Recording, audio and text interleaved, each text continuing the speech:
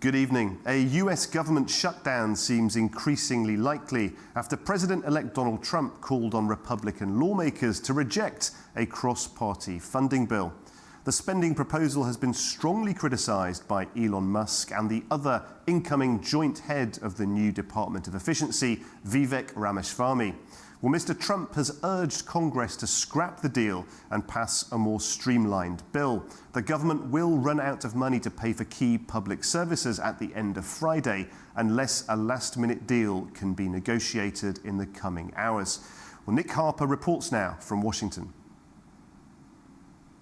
Well, Guy, a deal had been struck that both Republican and Democratic lawmakers just about agreed on, and lawmakers were getting ready to vote on the proposal and keep the government funded. Remember, the shutdown is due to kick in at the very end of Friday.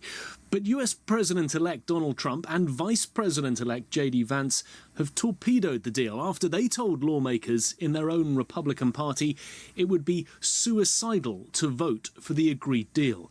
They were posting online on Wednesday criticising the legislation, saying that the planned deal was a betrayal of our country. The president-elect feels the deal gives too many concessions to the Democrats, and he's also now demanding that the agreement allows the US debt ceiling to be raised, something that he's been privately pushing for some time. He wants it to happen while Democratic President Joe Biden is still in office, so any blowback to increasing the government's borrowing limit lands on the Democrats, not on Trump's Republican Party. Also pouring heaps of cold water on this deal was Elon Musk. Donald Trump has appointed him as the co-chair of the newly created Department of Government Efficiency, with the idea of cutting government spending. However, we got a furious response to all of this from the White House on Wednesday night, after a day in which we saw Trump, Vance and Musk make those posts online. The White House telling Donald Trump to stop playing politics with the agreement, warning that they would be hurting hard-working Americans and creating instability across the country. Now, there had already been some ill feeling towards the deal among conservative Republicans. Many of them had been unhappy with how the man in the middle of all of this, Republican House Speaker Mike Johnson, had negotiated the deal. Speaker Johnson is now faced with the unappealing task of trying to work out how to go back to the drawing board and appease his boss, President-elect Trump. And time is not exactly on his side. Remember, a new deal needs to be negotiated, agreed upon, and then approved in a vote in both the House of Representatives and the Senate, and signed by President Joe Biden, all before 12:01 a.m. on Saturday morning. And usually, just getting deals negotiated can take days, sometimes weeks. Nick Harper for AnewZ in Washington, D.C. Well, let's dig into this a bit more with the political analyst Simon Marks, who's also in Washington, D.C. and joins us now. Simon, obviously some people are concerned about this, but we have been here before, haven't we? These sorts of standoffs are nothing new. How worried are people in D.C. about this one? I mean, there is a sense of wash, rinse, repeat about all of this, Guy. There's no question about it. We do keep coming up to the brink of an American government shutdown. Sometimes the government does shut down for several days until a solution can be lit upon. And it's one of the extraordinary aspects of American governance, that this is a country where we can walk right up to the brink of a government shutdown, and sometimes there will be no agreement and the wheels of government can come to a standstill. I think that looks increasingly likely on this occasion again. And what is different about this time is the hidden hand behind the scenes of Elon Musk. I mean, let's be clear.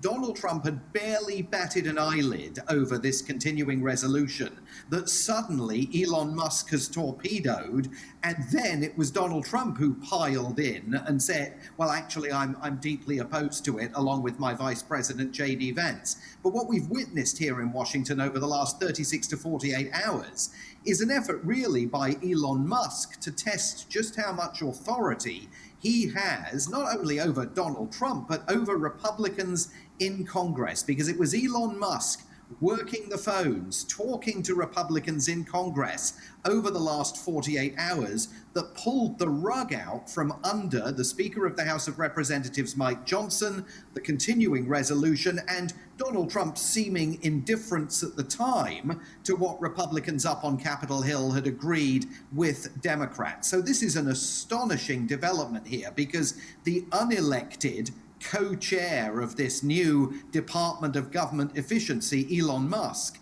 increasingly is beginning to demonstrate that he's got the capacity to control the outcome of events on Capitol Hill. And that's a remarkable position for this city to find itself in. A remarkable position, Simon. Yeah, and as you say, we've got this incredible situation where the world's richest man is in charge of this new department, a department that has caused controversy. Everybody seems to have a view on what it will do, how far it will go. What is the sense in DC now about what this points to for what this new government department might end up doing in 2025? Well, the first point to make, Guy, is that it's not actually a new government department. I mean, you can't just create a new government department at cabinet level without congressional approval. And Donald Trump hasn't even begun that process, nor indeed does he seem to intend to do that. It's essentially an advisory commission with a deeply uncertain degree of power and authority. But Elon Musk, who has attached himself like a barnacle to Donald Trump since election night, I mean, Trump himself has joked about his inability to persuade Elon Musk to leave Mar-a-Lago, where Donald Trump's presidential transition headquarters is set up, the president's retreat in Florida, of course. Elon Musk is now a central player and a completely unelected and unaccountable one within Donald Trump's presidential transition. And by essentially torpedoing this agreement that had been struck on Capitol Hill to keep the government open into the weekend and beyond, Trump is certainly demonstrating that he has enough loyalty to Musk that when Musk says, "I don't like that deal," Trump suddenly says, "I don't like it either." But Elon Musk can certainly, I think, feel pretty secure today, and I think he might even be surprised by the amount of influence that he already has over events here. And in many ways, Elon Musk seems to be positioning himself to become the prime minister of a country in which that position absolutely doesn't even exist.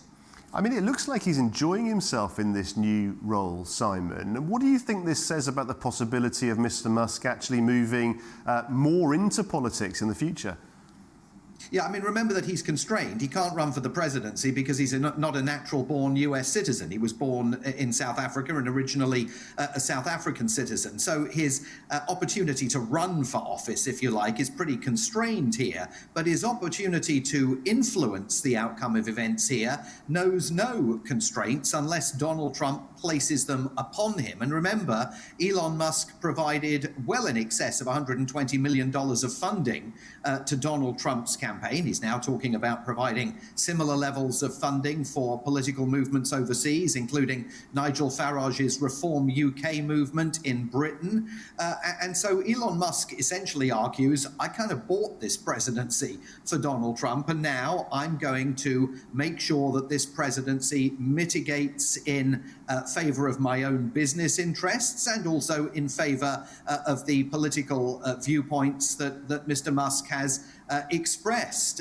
So, I mean, I think, given that Donald Trump hasn't even taken the oath of office yet, and we're still in officially the Biden administration, what is taking place on Capitol Hill today and the enormous degree of disarray that Mr. Musk has suddenly created for the Speaker of the House of Representatives, Mike Johnson, who views himself as a very loyal ally of Donald Trump. I mean, it's hard almost to fathom, and it's also hard to fathom how the various parties are going to find a way out of this. This government shutdown not only is likely to happen, but it's also likely to continue for many days, if not weeks, while negotiations continue to take place between Republicans and Democrats on Capitol Hill, between Republicans and Donald Trump, and now Donald Trump and Elon Musk.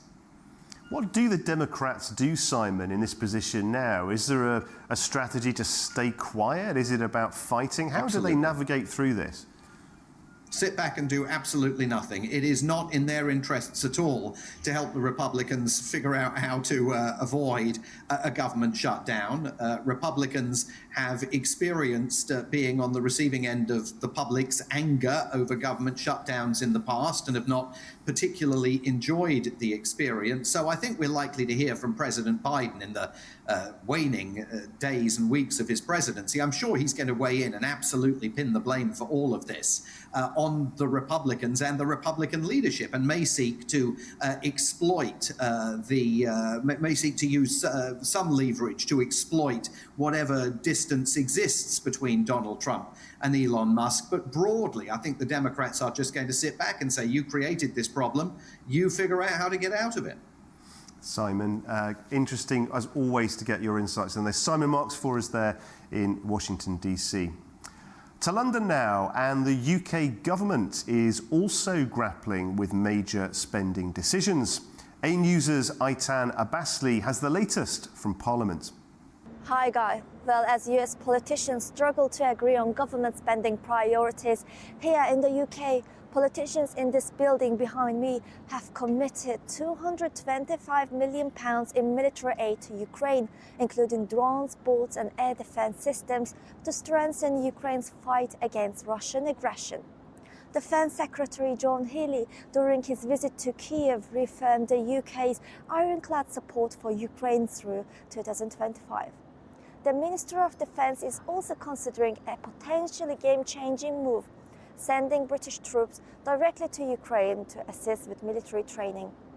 While no formal decisions have been made, such a deployment would mark a significant escalation in the UK's involvement in the conflict. For now, the UK continues to train Ukrainian forces on British soil, maintaining its role as one of Kiev's most steadfast allies in Europe. In other news, Thames Water, the UK's largest water supplier serving 16 million customers, has been fined £80 million by regulator Ofwat for violating rules that link dividend payments to company performance. This is the first time Ofwat has taken such action against the water company. Thames Water has faced heavy criticism for prioritising shareholder payouts over necessary investments in infrastructure and environmental protection, making it a symbol of Britain's struggling water sector. Alcohol deaths in England have reached a record high. England has seen a 42% rise in deaths caused solely by alcohol over the past 4 years, with more than 8,200 deaths in 2023 alone. The North East reported the highest rise, prompting public health experts to call for urgent measures such as introducing minimum pricing for alcohol, similar to policies in Scotland. The government has called the figures unacceptable and pledged to prioritise public health in its 10-year NHS plan for England. This is Aitan Abbasli for Newshour in London. Well, that's all we have time for on this hour. Please do stay with us on AnewZ for plenty more news and analysis. And from all of us here on the Newshour team, we wish you a very pleasant evening ahead.